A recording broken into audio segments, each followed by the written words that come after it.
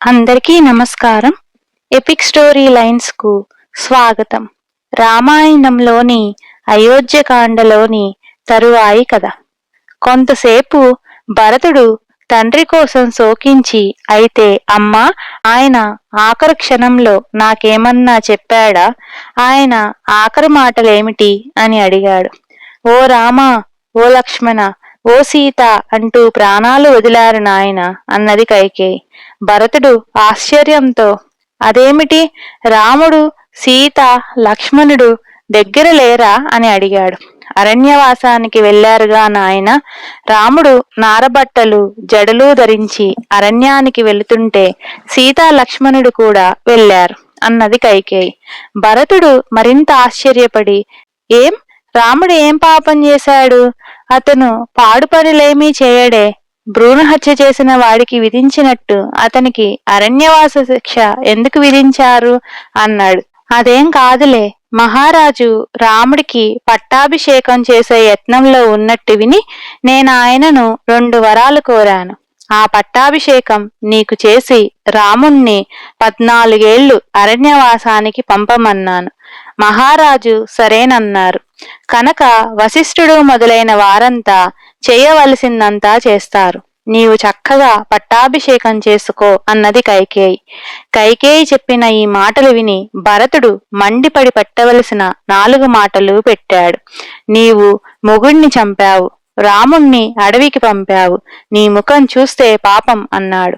జ్యేష్ఠుడికి రాజ్యాభిషేకం జరగడం క్షత్రియ వంశధర్మమని నీకు తెలియదా? రామలక్ష్మణులు లేకుండా నేను ఈ రాజ్యభారం ఎలా మోయగలననుకున్నావు అని అడిగాడు. నేనిప్పుడే వెళ్లి ఆ రాముణ్ణి పిలుచుకువచ్చి రాజ్యాభిషేకం చేసి అతనికి దాస్యం చేస్తాను అని తల్లితో చెప్పాడు.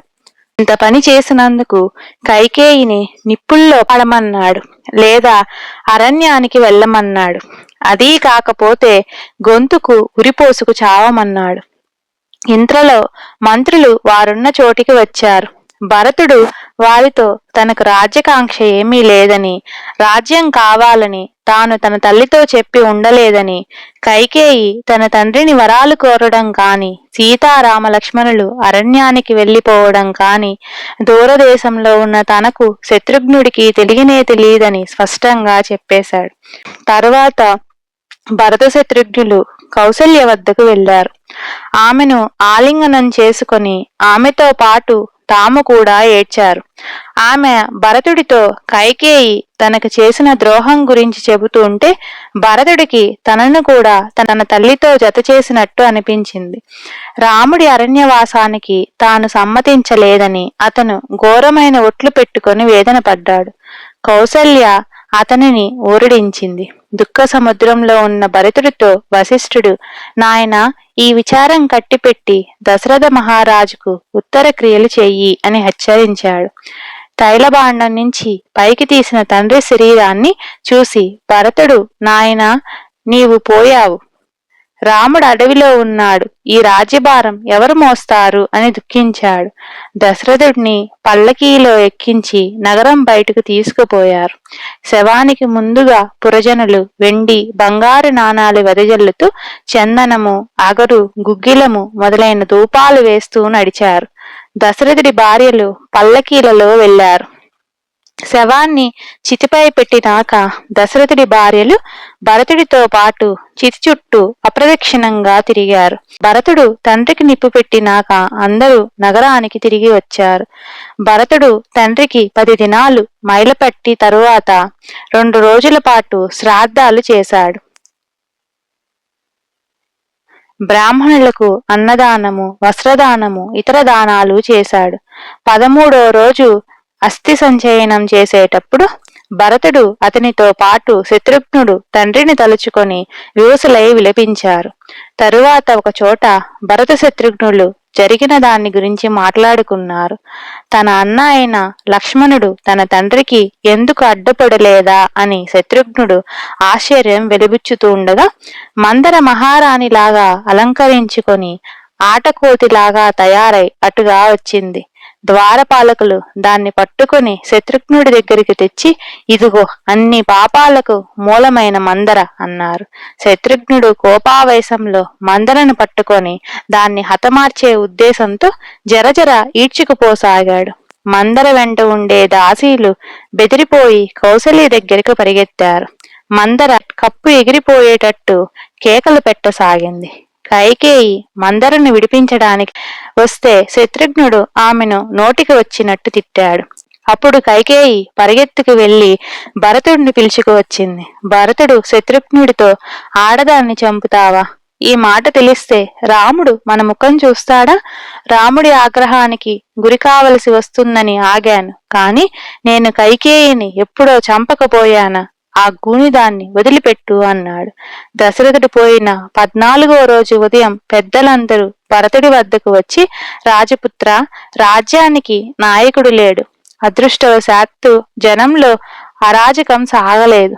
నీవు వెంటనే పట్టాభిషేకం చేసుకోవడం మంచిది అన్నారు.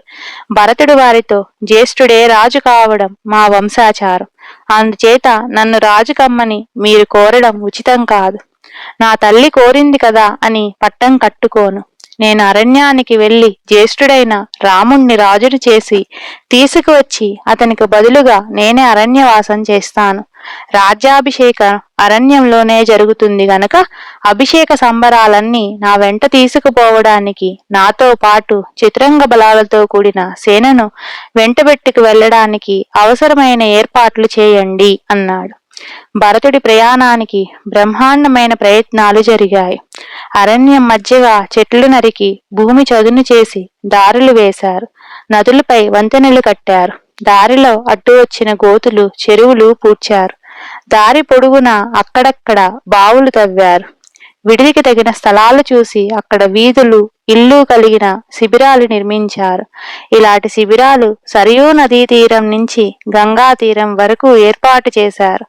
ఆ రాత్రి శంఖాలు మోగడము, బేరీ వాయింపు, వంది మాగాదుల స్తోత్రాలు విని భరతుడు నిద్రలేచి కంటనీరు పెట్టుకొని, నేను రాజును కాను, నాకు స్తోత్రపాఠాలు, మంగళవాద్యాలు వద్దు అని వాటిని నిలిపించాడు. వశిష్ఠుడు తన పరివారంతో రాజ్యసభకు వచ్చి భరతుడి పట్టాభిషేకం జరిపించే ఉద్దేశంతో పురప్రముఖులను, మంత్రులను, గణనాయకులను, భరతుణ్ణి, శత్రుఘ్నుణ్ణి, ఇతర ముఖ్యులను వెంటనే పిలుచుకురమ్మని దూతలను పంపాడు. త్వరలోనే అందరూ వచ్చి సభను అలంకరించారు. దశరథుడు జీవించి ఉన్నప్పటిలాగే సభ కలకలలాడింది. అప్పుడు అందరి సమక్షంలోనూ వశిష్ఠుడు భరతుణ్ణి రాజ్యాభిషేకం చేసుకోవలసిందిగా కోరాడు.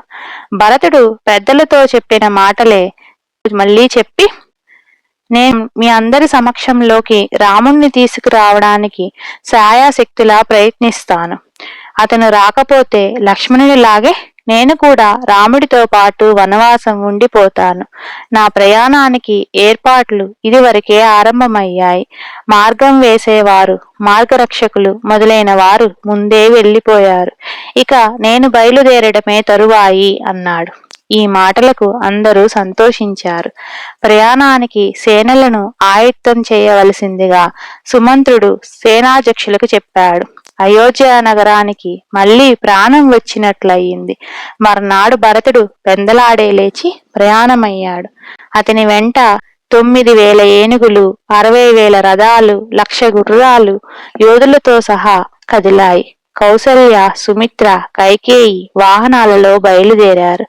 కైకేయికి పట్టిన దెయ్యం దిగిపోయింది. తాను చేసిన దానికి పశ్చాత్తాపపడుతూ ఆమె మిగిలిన వారి కంటే ముందు కదిలింది. పౌరులు గుంపులు గుంపులుగా భరతుణ్ణి వెంబడించారు. రాముడికి ఇష్టులైన వారు, వర్తకులు, ఇతరులు రాముణ్ణి చూడడానికి తాము కూడా ప్రయాణం కట్టారు. అనేక వేల మంది బ్రాహ్మణులు ఎడ్ల బల్లెక్కి భరతుడి వెంట ప్రయాణమయ్యారు. ఇంత పెద్ద బలగాన్ని వెంట పెట్టుకొని భరతుడు గంగా తీరాన్ని శృంగిబేరపురం వద్ద చేరుకొని తన సైన్యాన్ని నది వెంబడి అక్కడక్కడా విడియమని ఉత్తర్వు ఇచ్చాడు. అతని మంత్రులతో, మనం ఈ రాత్రికి ఈ తీరాన విశ్రమించి రేపు ఉదయాన్నే గంగ దాటుదాం. నేనిప్పుడు నదిలో దిగి మా తండ్రికి తర్పణాలు వదులుతాను అన్నాడు. మహాసముద్రం లాంటి సేన ఒకటి వచ్చి గంగ ఒడ్డున వెంబడి విడియడం గుహుడు గమనించాడు. రథం యొక్క టెక్కెం గమనించి ఆ రథం భరతుడిది అయి ఉంటుందని తెలుసుకున్నాడు. అతను తన ఆప్తులను చేరపిలిచి, భరతుడు ఇంత సేనతో ఎందుకు బయలుదేరి వచ్చి ఉంటాడంటారు? రాముడు వనవాసం పూర్తి చేసి వచ్చి రాజ్యం అడుగుతాడేమో, అతన్ని అరణ్యంలోనే చంపేద్దామని వచ్చి ఉంటాడు. మనం రాముణ్ణి ఎలాగైనా రక్షించాలి. అతను నా మిత్రుడు. అందుచేత మన వాళ్లను 500 పడవలు సిద్ధం చేయమనండి. ఒక్కొక్క పడవలోనూ 100 మంది యువకులను ఏర్పాటు చేసి పడవలు గంగకు అడ్డంగా ఉంచి అందులోనే మాంసము ఇతర ఆహారాలు ఉంచుకొని జాగ్రత్తగా ఉండండి.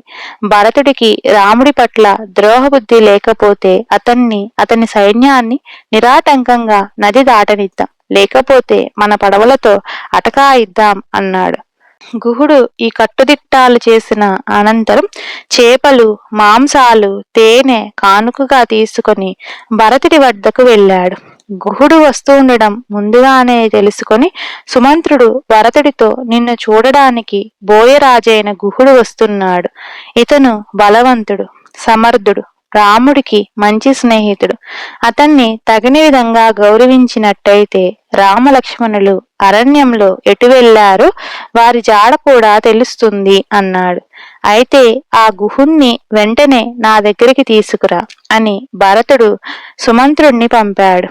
గుహుడు భరతుడి సమక్షానికి వచ్చి తాను తెచ్చిన కానుకలు ఇచ్చి, తమరు వస్తారని ముందుగా తెలిసి ఉంటే మంచి ఆతిథ్యము, స్వాగతము ఏర్పాటు చేసి ఉండేవాణ్ణి. ఈ రాత్రికి మా ఆతిథ్యం స్వీకరించి రేపు ముందుకు సాగిపోదురు గాని అన్నాడు. భరతుడు గుహుడికి సంతోషం కలిగేట్టుగా, రాజా, ఇంత సేనకు నీవు ఒక్కడివే ఆతిథ్యం ఇస్తానన్నావు. ఆ మాట కన్నా మీ నుంచి హెచ్చు గౌరవం ఇంకేం కావాలి? మేము భరద్వాజముని ఆశ్రమానికి వెళ్ళాలి. దారి చెప్పగలవా? ఇక్కడి నుంచి దారి చాలా కష్టమని విన్నాను అన్నాడు. బాణాలు ధరించి మా బోయలు మీ వెంట వస్తారులేండి. నేను కూడా వెంట ఉంటాను. అందుచేత మీకు దారి వెతుక్కునే పని ఉండదు అన్నాడు గుహుడు.